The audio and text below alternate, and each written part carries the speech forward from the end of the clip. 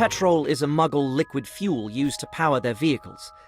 Perhaps you'll learn more about it in Muggle studies. Feeling any better? Thanks, Mr. Potter. Thanks for asking. I've been practicing my Patronus charm. Expecto Patronum. That's definitely an improvement. Keep it up. I wish I could cast a corporeal Patronus, though. Concentration is key to casting a Patronus, and believing you can do it will help more than you might imagine. Trust me. All right, let's try again. This time with more confidence.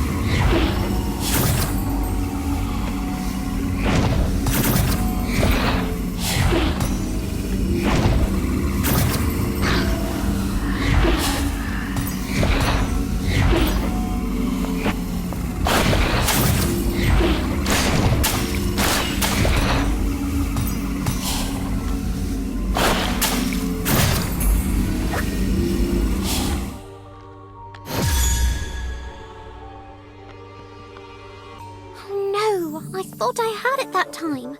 I really did. And that proves you can do it. You only need to work on your concentration. I might have another suggestion. Some wizards require a kind of psychic shock to produce a Patronus for the first time. Psychic shock? Real danger, which I'm not advocating, of course. I'm only suggesting you might try to get to know yourself better. Work on staying composed in the face of stressful situations, should they arise. I don't mean to pry, but did, the psychic shock work for you when you first cast a corporeal Patronus? Indeed, it was a moment of danger and great confusion. I do want to remind you that an incorporeal Patronus is already quite the achievement at your age. Many try and fail for years before they're capable of such a feat.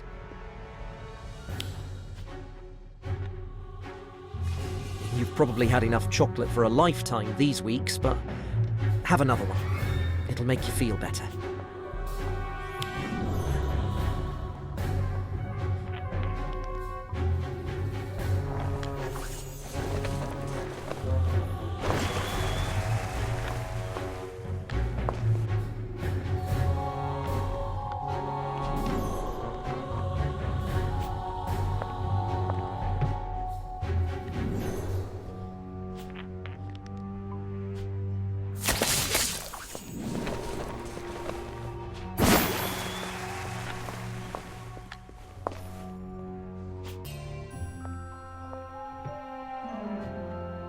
Have some. It'll make you feel better. It's you. You didn't rat me out. Seeing as you're not chained up in one of Filch's dungeons, no, I did not. And what do you want for it? I've not a sickle to my name. Good thing I wasn't counting on that. Scriven shafts broke, my manuscripts burnt to a crisp. Now I truly have nothing. So take your pity elsewhere. No one wants to deal with someone who has nothing. Even the loan sharks won't talk to us anymore. How did Scrivenshaft end up borrowing from them? Everyone loves your quills. I've even received some fancy ones for my birthdays. My family's run Scrivenshaft's quill shop for generations. It's never been as profitable as joke shops or honeydukes. But quills are something everyone uses, so we kept a delicate balance. Everything changed when the Dementors attacked. Tension rose, business dropped, and before we knew it, we couldn't pay our bills. Yeah, from that Midas character. He's a real piece of work. I've got until the end of the month to pay up, with interest, or he's going to take the shop. Why you? Where's your father? Gone. Left us with nothing but debt and a hastily written apology. The coward. The worst part is, I know I can make the shop work if I could get out from under all the debt. I grew up in the shop. I know how to run it. I don't want to lose it. Believe it or not, that's the truth.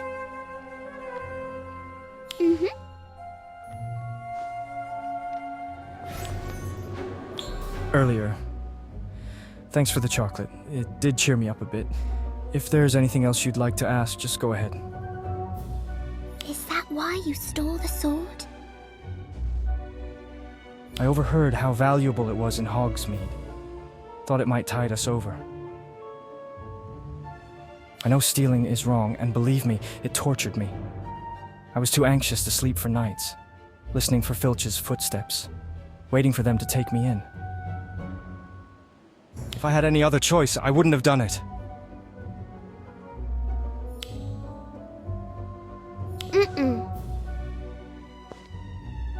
Sorry, it was just lying there and my mind went blank for a second.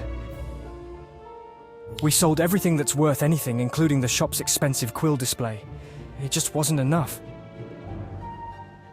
Sometimes I write on the side.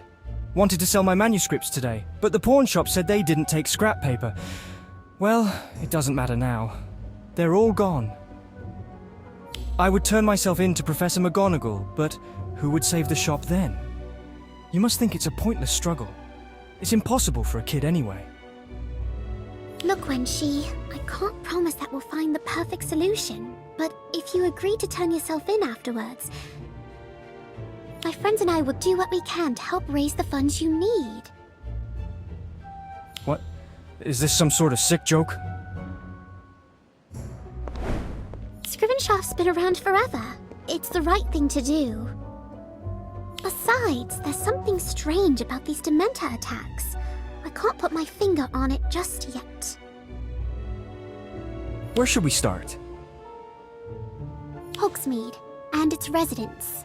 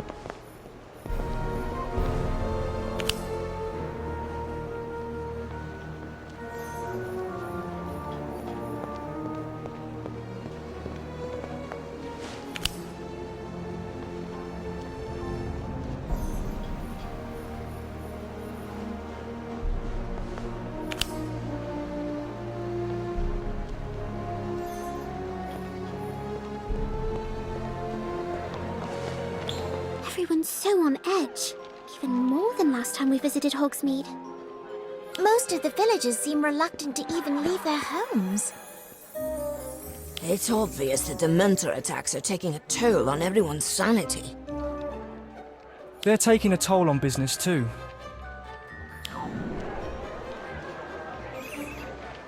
When we were here the other day, Mrs. Flume said Honeydukes was already seeing fewer customers. I imagine it's the same for Scrivenshafts? Let's just say I've seen graveyards that were livelier than our shop right now. Haven't the Ministry stationed auras around the village? Yes, but it's hard to find their presence very reassuring when people are still being attacked. Still, even with all the patrols? Dementors are devious, no doubt about that, but to identify and slip through holes in the Ministry's defenses... In any case, the situation is now even more hopeless than the last time I visited. I'd hoped to put on one last big fundraising push, but that seems impossible now. I may be a brilliant young entrepreneur, but I'm not a miracle worker. It seems to me that Hogsmeade just needs some serious cheering up. Yeah, with the Dementors lurking, the only reason anyone's out is to buy...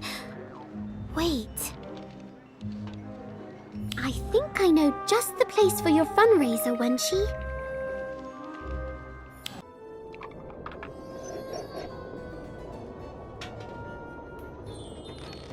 Dementors aren't all bad for business. I hear chocolate sales are up 50% here at Honeydukes. This might sound mad, but I fell in love with a Dementor once. No, it's true. It really took my breath away. Thank you. Thank you for coming. Don't forget to check out our Scrivenshaft quill selection and get a free sugar quill with every Honeydukes purchase.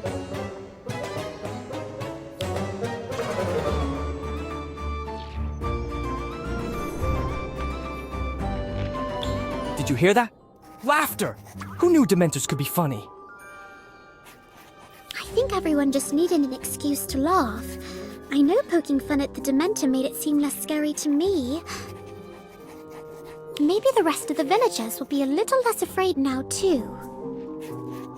Thank you for finding the perfect place.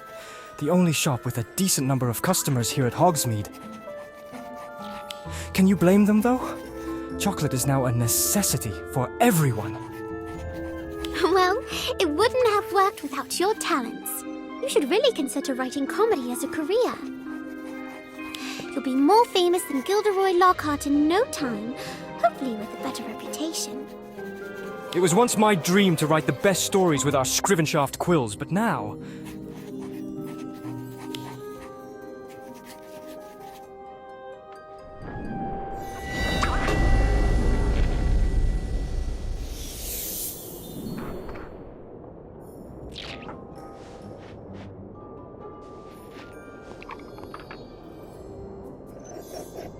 Quite a crowd, Wenchie.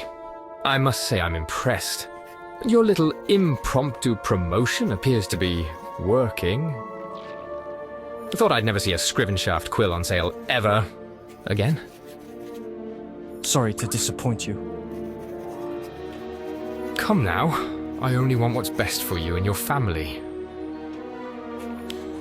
Where are my manners? Midas Gulve, entrepreneur, man of the people. Huh. You're no man of the people. You'd rather put us out on the street than miss one of your precious payments. Not true, Wenchie. I'd hate to see your family lose the shop. But then, I have to look after my own business interests, don't I? You can't blame a wizard for that. Your only interest is in causing others misery, which means you're not welcome here. Clearly, I won't be changing your mind. Still, I do hope you're successful, Wenchie. Either way, we'll be seeing each other again. Soon. Good day.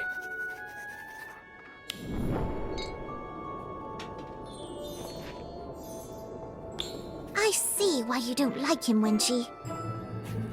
Sheh, what a snake.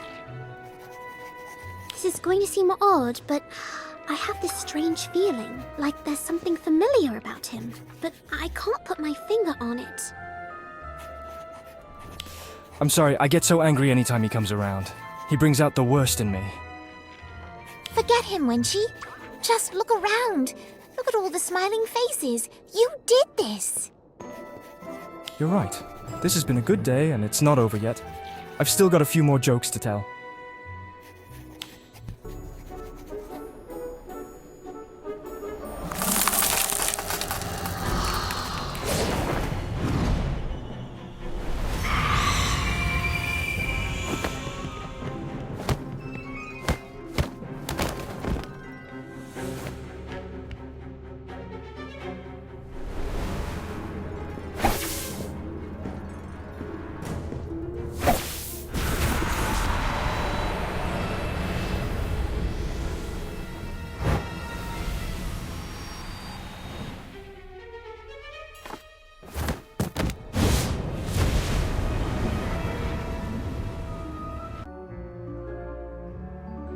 All that work, for nothing.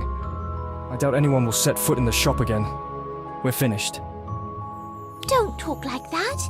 I'm sure we can think of something. I don't know, Ivy. I feel like we might have done more harm than good. That thing was attracted to the happiness in the room, right? Yes, they feed on it. Happiness, joy, pretty much any positive emotion. They take it all, leaving you with nothing but your worst memories, repeating over and over in your head. It's awful. Sorry, this wasn't my first run-in with a Dementor. I'm afraid it's put me in a rather melancholy mood. Believe me, I know what you're going through. Was that your first encounter?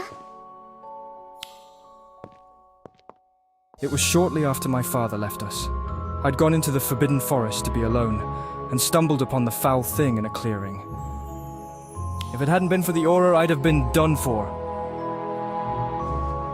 You were lucky that Aura was around. Lucky? He's had 2 run-ins with the same Dementor. If you ask me, that's some serious bad luck. Actually, I don't think it is. I think when she is being targeted.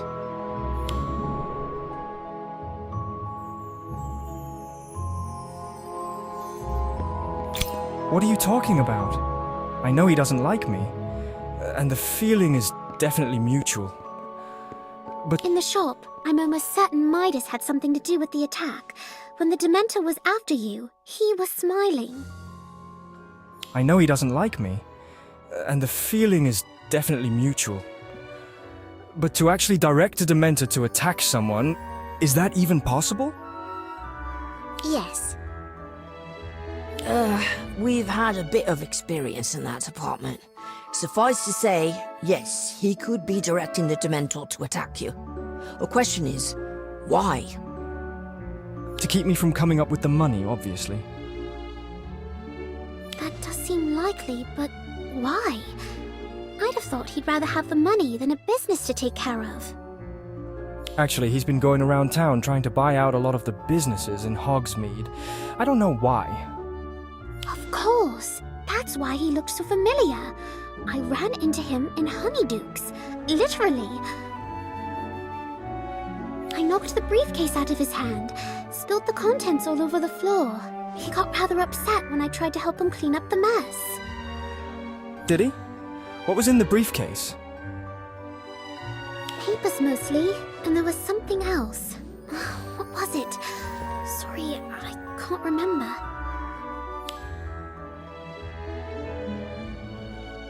Finally, a job for the potioneer. You're lucky. I've been working on perfecting my memory potion. This should help you remember exactly what happened. Is it really that good? I might ask for one before the next History of Magic quiz.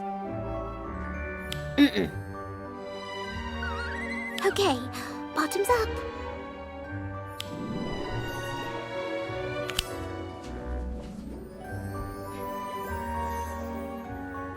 I'll keep that in mind if Professor Slughorn decides to start grading our potions on taste alone. So, what do you remember? Okay, it's starting to come back. definitely Midas that I bumped into. He dropped his briefcase, which popped open, spilling a bunch of papers, and oh, it was a wand, except it looked like a quill. Describe it exactly. Okay, about 12 inches long, slender, almost black in color, except the tip, which was bone white, and on the other end, a feather. That's why I thought it was a quill. You just described my father's wand. Really? Midas got very angry when I picked it up. He snatched it out of my hands and took off. But if it's your father's... How did he get it? I don't know. Maybe your father pawned it before he left to pay down the debt? No. That wand is a family heirloom. He loves it. He'd sooner lose the shop. There's no way he'd give it up unless Midas took it from him. My father could be kidnapped. Or worse.